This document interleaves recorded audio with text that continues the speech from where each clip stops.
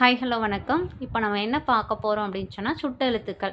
சுட்டெழுத்துக்கள் அப்படிங்கிறது என்ன அப்படின்னு சொன்னால், ஒரு இதை சுட்டி காமிக்கிறதுக்கு உதவுத எழுத்தை தான் என்ன சொல்கிறோம் அப்படின்னா சுட்டெழுத்துக்கள் அப்படின்னு சொல்கிறோம். தமிழில் சுட்டெழுத்துக்கள் 3 இருக்குது. அ, இ, உ. அதில் ஊ வந்து இப்போதைக்கு நடைமுறையில் இல்லை. முன்னொரு காலத்தில் இலக்கியங்களில் தான் அதை பயன்படுத்திக்கிட்டு வந்தாங்க.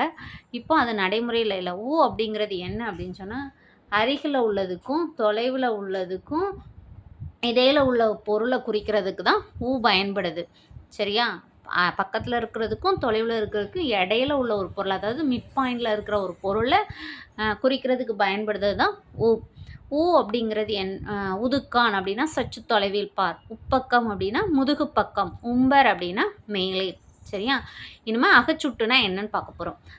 சுட்டெழுத்துக்கள் வந்து சொல்லின் உள்ளேயே இருந்து, அகம் அப்படின்னாலே உள்ளம் அப்படி உள்ளே அப்படின்னு. சுட்டெழுத்துக்கள் வந்து சொல்லின் உள்ளேயே இருந்து, அகத்திலேயே இருந்து சுட்டுப்பொருளை உணர்த்துச்சு அப்படின்னு சொன்னால் அதை தான் அகச்சுட்டுன்னு சொல்லுவோம். அந்த சுட்டெழுத்துக்களை நீக்கிட்டுனா அந்த பொருள் வந்து அந்த வார்த்தை வந்து என்ன செய்யாது, பொருள் தராது. அவன், இவன், அது, இது அப்படிங்கிறதுல ஈ எல்லாம் நீக்கிட்டோம் அப்படின்னு சொன்னால் அது பொருள் தராது. அதுதான் அகச்சுட்டு அப்படின்னு சொல்கிறோம்.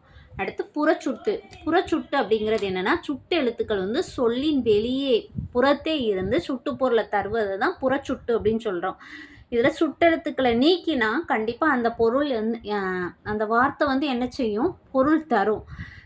புறச்சுட்டு அப்படிங்கிறது சொல்லோட வெளியே இருந்து சுட்டு பொருளை உணர்த்துவதை தான் என்ன சொல்கிறோன்னா புறச்சுட்டு அப்படின்னு சொல்கிறோம். அந்த சுட்டெழுத்துக்களை வந்து நீக்கினாலும் அது என்ன செய்யும் அப்படின்னு சொன்னால் பொருள் தரும்.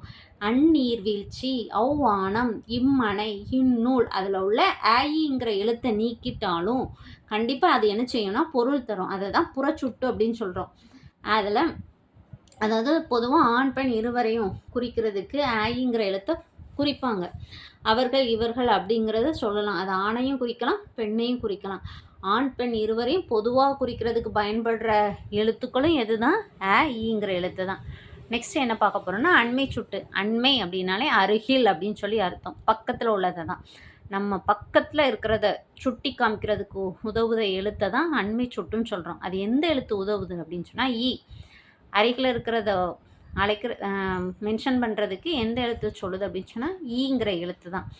இவன், இவர், இது, இவை, இம்மரம், இவ்வீடு அப்படின்னு சொல்லி பக்கத்தில் இருக்கிறத சொல்கிறதுக்கு தான் என்னென்னா அண்மை சுட்டு. அண்டை வீட்டுக்காரங்கன்னு சொல்லுவாங்களா, அண்டை அப்படின்னா அருகில். ஓகேவா? செய்மை சுட்டு. செய்மை சுட்டு அப்படிங்கிறது தான், செய்மைனா என்னென்னா தூரத்தில் இருக்கிறத, தொலைவில் உள்ளவற்றை சுற்றி காமிக்கிறதுக்கு தான் செய்மை சுட்டு பயன்படுது. செய்மை சுட்டோட எழுத்து என்ன அப்படின்னு சொன்னால் அவர், அவள், அவர், அது, அவை, அவ்வீடு, அம்மரம். இதில் ஆங்கிற எழுத்து வந்து என்ன அப்படின்னு சொன்னால் செய்மை சுட்டுக்குரிய எழுத்து. அது தொலைவில் உள்ளவங்களை மென்ஷன் பண்ணுறதுக்கு உதவுது. அப்புறம் சுட்டு திரிபு.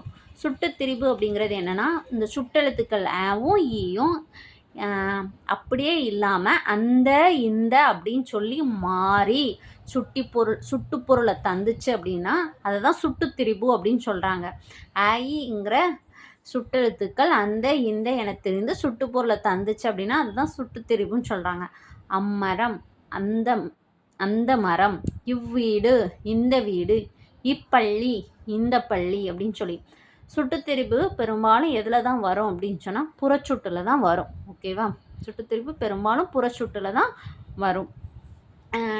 நம்ம லாஸ்ட் வீடியோலலாம் என்ன பார்த்தோம் அப்படின்னா மயங்கொலிகள் பார்த்தோம், அதுக்கப்புறம் இணை எழுத்துக்கள் பார்த்தோம், அப்படி தானே? இப்போ நான் உங்கள்கிட்ட அதை வச்சு ஒரு கொஸ்டின் கேட்கேன். மயங்கொலி எழுத்துக்கள் எத்தனை? சரியா? தெரிஞ்சவங்க கமெண்ட் பாக்ஸில் அவங்களோட ஆன்சரை மென்ஷன் பண்ணுங்கள். இன்னொரு கொஸ்டின் பார்த்தோம், இன்னொரு கொஸ்டின் கேட்க, அதுக்கும் ஆன்சரை என்ன செய்யுங்க, கமெண்ட் செக்ஷனில் மென்ஷன் பண்ணுங்கள். இணை எழுத்து இல்லாத தமிழ் எழுத்து எது? ஓகேவா? தெரிஞ்சவங்க கண்டிப்பாக கமெண்டில் மென்ஷன் பண்ணுங்கள்.